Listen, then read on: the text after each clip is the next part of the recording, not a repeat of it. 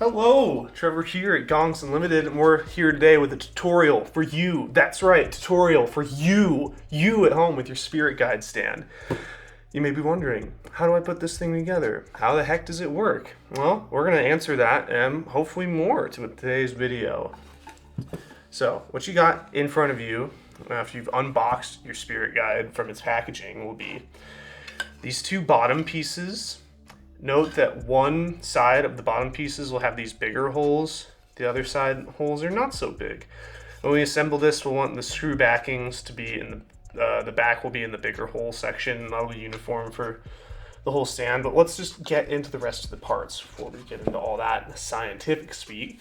This will be your base panel that the little feet will screw onto, and this will actually be your bottom, so it'll flip like that.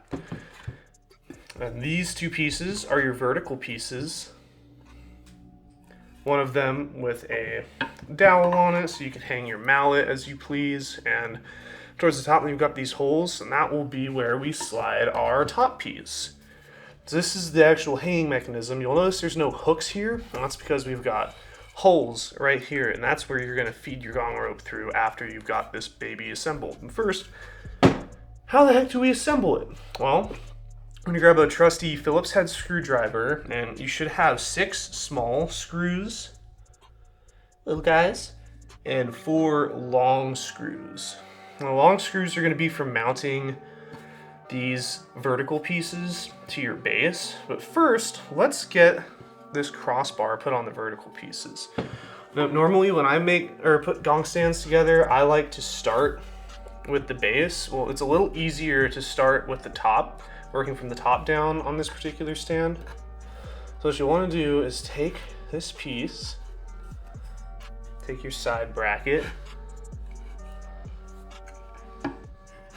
and this will feed through, so it's like a 1/2 inch or so of overhang. It doesn't have to be perfect right now. We'll adjust it in a little bit when we fit the base.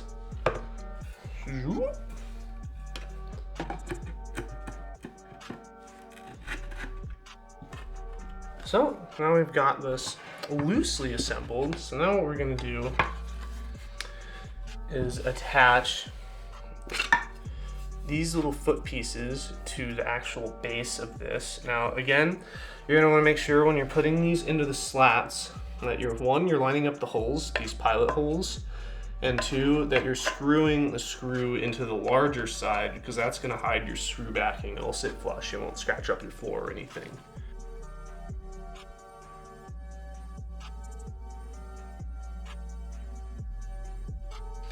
All right, that's screwed in. It's not going anywhere anytime soon. So now we'll just repeat that for this other side. I find it a little bit easier just to get the screw started in this piece.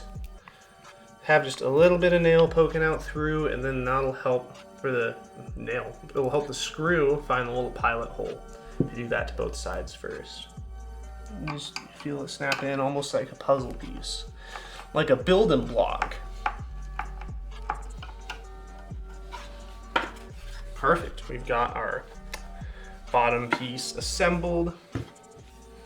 All right, now we're going to take these vertical pieces. We're going to flip it upside down, and this will help us line up the bottom piece with the holes. So again, it's a little weird.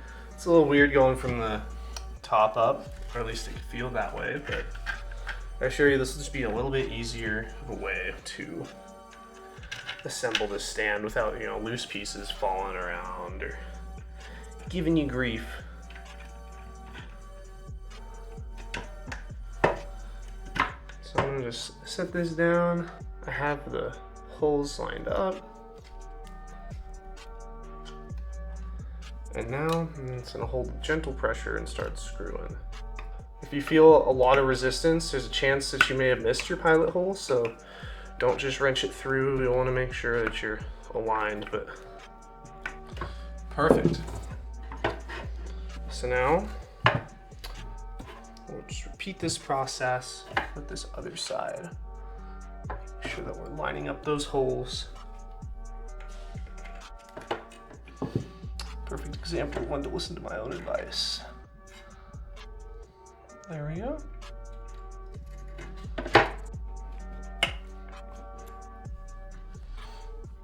Got that screw flush. Now I'll put this other screw in there. So now that we've assembled the base, we are left with this beautiful spirit guide stand. Now you'll notice there's two holes on the front of the stand, which can be the back of your stand if you don't want them to be visible. And this is just so you can use the last two small screws and screw it in here until it gets tight, and that'll just hold this crossbar in place so it won't slip out anywhere. But with the weight of your gong, it'd probably be fine anyways if you don't want to do this last step, but I would recommend doing it just to make it a little more secure. And because here at Gongs Unlimited, we love you. We're going to show you how to tie your gong to the spirit guide stand because, you know, without hooks, traditionally, that's how I hang my gongs on stands. I got some hooks. These are some dowels with holes in them, which can seem intimidating, but it's really pretty simple. You just string it on through, which I'll demonstrate for you now, coming from the back of the gong and into the holes, tying knots behind the gong. And you take this rope, you put it through the side of this hole. Sometimes if the edge of the rope is a little frayed, it helps to take a lighter and melt the rope so it's a little stiffer of an end, or you can just take a pair of scissors and snip, which I'm going to do right now. So now that's snipped off and we're going to shove it on through here.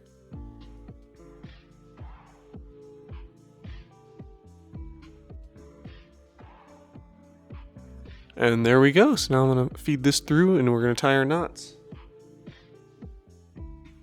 And I like to do a double, even a triple knot when I do this, because the holes in the back of this gong are a little large, so if you just did 1 or 2 knots, the rope might fall through and your gong might drop on the ground, which you don't want, I don't want, no one wants that. And there we have it. You can just snip off any excess rope and tie your gong just so it hangs in the middle of the stand. It's okay to experiment with the rope size. If you need to tie it a second time to hang it a little higher, that's okay. And there you have it. Thanks again for choosing Gongs Unlimited for your gong suspension needs. And I'll see you in the next one, folks.